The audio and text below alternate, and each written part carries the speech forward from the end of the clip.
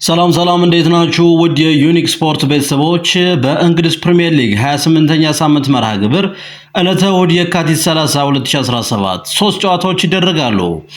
ቼልሲ ከሌስተር ሲቲ፣ ቶትንሃም ሆትስፐርስ ከቦርንማውዝ እንዲሁም ማንቸስተር ዩናይትድ ከአርሰናል ጋር ጨዋታቸውን ያደርጋሉ።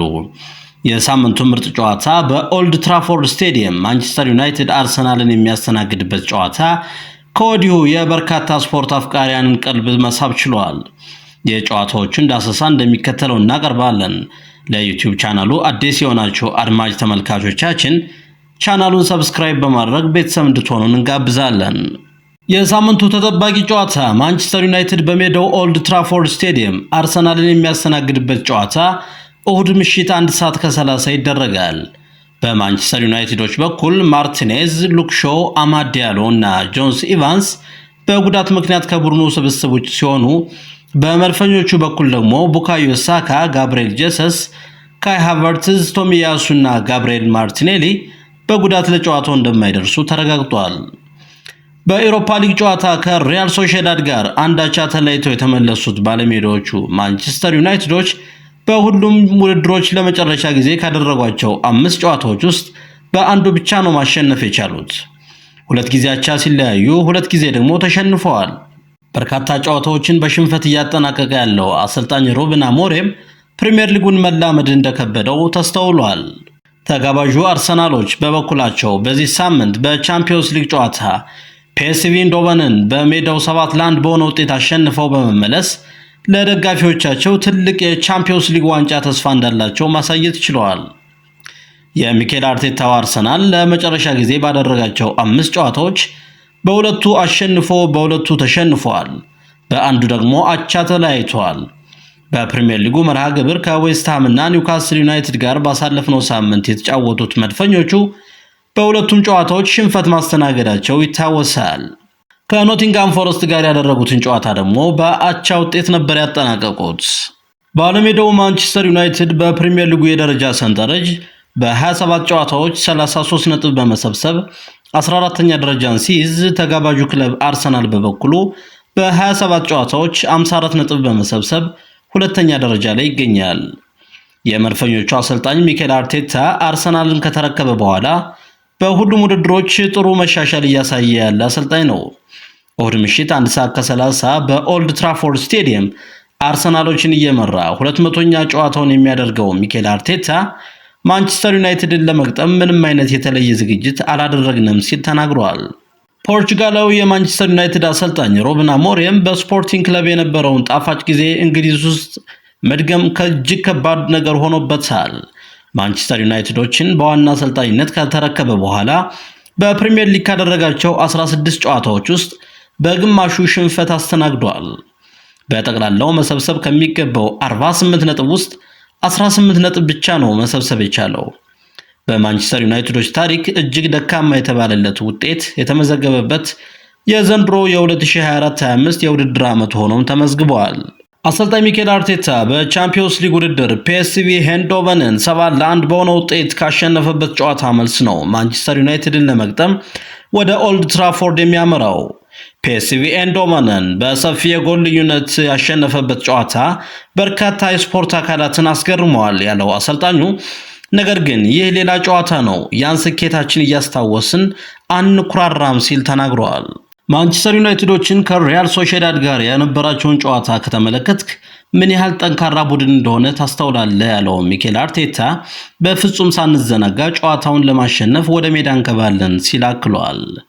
የማንቸስተር ዩናይትዱ አሰልጣኝ ሩበን አሞሪም በበኩሉ በፕሪሚየር ሊግ የምታደርጋቸው እያንዳንዱ ጨዋታዎች አስፈላጊ ናቸው፣ እናም ጨዋታውን በማሸነፍ ሙሉ 3 ነጥብ ለመያዝ ነው ወደ ሜዳ የምንገባው ሲል ተናግሯል።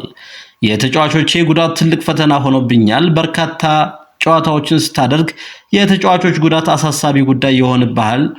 ይሄ ጉዳይ ምናልባትም ብልጫ እንዳያስወስድብን እሰጋለሁ ሲል አክሏል።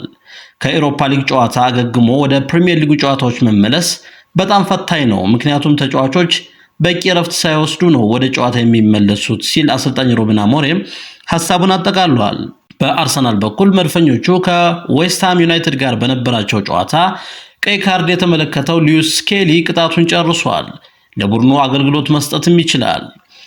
በማንቸስተር ዩናይትዶች በኩል ደግሞ በጥር ዝውውር ኦልድ ትራፎርድ የደረሰው ፓትሪክ ዶርጉ ከኢፕስዊች ጋር በነበረው ጨዋታ ቀይ ካርድ መመልከቱ ይታወሳል። ቅጣቱን ስላልጨረሰ ለዚህ ጨዋታ አይደርስም። ሊሳንድሮ ማርቲኔዝ ቀዶ ጥገና አድርጓል። በዚህ ሲዝን ማንቸስተር ዩናይትድ ለሚያደርጋቸው ጨዋታዎች የመድረሱ ነገር አጠራጣሪ ነው። የመድፈኞቹ ዋና አሰልጣኝ ሚኬል አርቴታ በፕሪሚየር ሊጉ ከማንቸስተር ዩናይትድ ጋር ካደረጋቸው ያለፉት 10 ጨዋታዎች 7ቱን በማሸነፍ 70% የማሸነፍ ምጣኔ ያለው። ወደ ሌሎች ጨዋታዎች ስናልፍ እሁድ የካቲት 30 2017 ከቀኑ 11 ሰዓት ሲል ቼልሲ ሌስተር ሲቲን በስታንፎርድ ብሪጅ ስቴዲየም ያስተናግዳል። በቼልሲ በኩል ጃክሰን እና ኬሊ።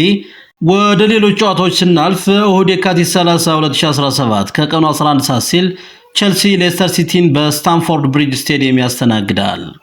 በቼልሲ በኩል ጃክሰን እና ኬሊማን በጉዳት ምክንያት ለጨዋታው መድረስ የማይችሉ ተጫዋቾች ሲሆኑ በሌስተር ሲቲ በኩል ደግሞ ፋታው በጉዳት ከስብስብ ውጭ የሆነ ተጫዋች ነው። ባለሜዳው ቼልሲ ለመጨረሻ ጊዜ ካደረጋቸው 5 ጨዋታዎች በሁለቱ ሲያሸንፍ በሶስቱ ደግሞ ሽንፈት አስተናግዷል። ወራጅ ቀጠና ውስጥ የሚገኘው የሩድ ቫን ኒስተልሮይ ሌስተር ሲቲ በበኩሉ ለመጨረሻ ጊዜ ያደረጋቸውን 5 ጨዋታዎች 5ቱንም በሽንፈት ነው የደመደመው። ከማንቸስተር ዩናይትድ ምክትል አሰልጣኝነት ሌስተር ሲቲን በዋና አሰልጣኝነት እየመራ የሚገኘው የቀድሞ የማንቸስተር ዩናይትድ የፊት መስመር ተጫዋች ሩድ ቫን ኒስተልሮይ በሌስተር ሲቲ እዚህ ግባ የሚባል ለውጥ ማምጣት አልቻለም። ወራጅ ቀጠና ውስጥ የሚገኘው ሌስተር በቀጣይ ዓመት በፕሪሚየር ሊጉ የመቆየቱ ነገር አጠራጣሪ ሆኗል። ቼልሲ በፕሪሚየር ሊጉ የደረጃ ሰንጠረዥ በ27 ጨዋታዎች 46 ነጥብ በመሰብሰብ 5ኛ ደረጃ ላይ ሲገኝ ሌስተር ሲቲዎች በበኩላቸው በ27 ጨዋታዎች 17 ነጥብ በመሰብሰብ 19ኛ ደረጃ ላይ ይገኛሉ። ወራጅ ቀጠና ውስጥ የሚገኘው ሌስተር በፕሪሚየር ሊጉ የደረጃ ሰንጠረዥ መቅደም የቻለው ሳውዛምፕተንን ብቻ ሲሆን 36 የጎል ዕዳዎች አሉበት። ሌስተር ሲቲዎች ከወራጅ ቀጠና ለመውጣት በሚያደርጉት በዚህ ጨዋታ ለቼልሲ ፈታኝ ሊሆኑ እንደሚችሉ ይጠበቃል። ሌላው ዕለተ እሁድ የካቲት 30 2017 የሚደረገው የፕሪሚየር ሊግ ጨዋታ በቶትናም ሆትስፐር ስቴዲየም ባለሜዳዎቹ ቶትናሞች ቦርንማውዝን የሚያስተናግዱበት ጨዋታ ነው። በቶትናም በኩል ሪቻርልሰን በጉዳት ከስብስብ ውጭ የሆነ ተጫዋች ሲሆን በቦርንማውዝ በኩል ደግሞ ስሚዝ ለጨዋታው መድረስ የማይችል ተጫዋች መሆኑ ተዘግቧል። በፕሪሚየር ሊጉ የደረጃ ሰንጠረዥ ቦርንማውዞች 43 ነጥብ በመሰብሰብ 7ኛ ደረጃ ላይ ሲገኙ ቶትናሞች ደግሞ 33 ነጥብ በመሰብሰብ 13ኛ ደረጃ ላይ ናቸው። ሰኞ መጋቢት 1 2017 ምሽት 5 ሰዓት ሲል ዌስትሃም ዩናይትድ ከኒውካስል ዩናይትድ ጋር በለንደን ስቴዲየም 28ኛ ሳምንት ጨዋታቸውን ያደርጋሉ። በዌስትሃም ዩናይትዶች በኩል አንቶኒዮ እና ኮፋል በጉዳት ከቡድኑ ስብስብ ውጭ የሆኑ ተጫዋቾች ሲሆኑ በኒውካስል ዩናይትዶች በኩል ደግሞ አሌክሳንደር አይዛክ እና ጎርደን ጉዳት ያስተናገዱ ተጫዋቾች በመሆናቸው ለጨዋታው እንደማይደርሱ ተረጋግጧል። ባሳለፍነው ሳምንት አርሰናልን 1-0 በማሸነፍ ውጤታቸውን ማሻሻል የቻሉት ዌስትሃም ዩናይትዶች ለኒውካስል ዩናይትድም ጥሩ ተፎካካሪ ሊሆኑ እንደሚችሉ ይጠበቃል። ከቦክሲንግ ዴይ ጨዋታዎች በኋላ በርካታ የእንግሊዝ ፕሪሚየር ሊግ ክለቦች በመጡበት ግስጋሴ መቀጠል አልቻሉም። ነጥብ የመሰብሰብ ግስጋሴያቸው ከተገቱ ክለቦች መካከል ኒውካስል ዩናይትድ አንዱ ነው። በእንግሊዝ ፕሪሚየር ሊግ የደረጃ ሰንጠረዥ ከቦክሲንግ ዴይ ጨዋታዎች በፊት ከነበረበት የሁለተኛነት ደረጃ ወደ 6ኛ ደረጃ ተንሸራቷል። ለመጨረሻ ጊዜ ከሊቨርፑል እና ብራይተን ኤንድ ሆቭ አልቢዮን ጋር ያደረገውን ጨዋታ በሽንፈት የደመደመው ኒውካስል ዩናይትድ በዌስትሃም ዩናይትዶች ሊፈተን እንደሚችል ይጠበቃል።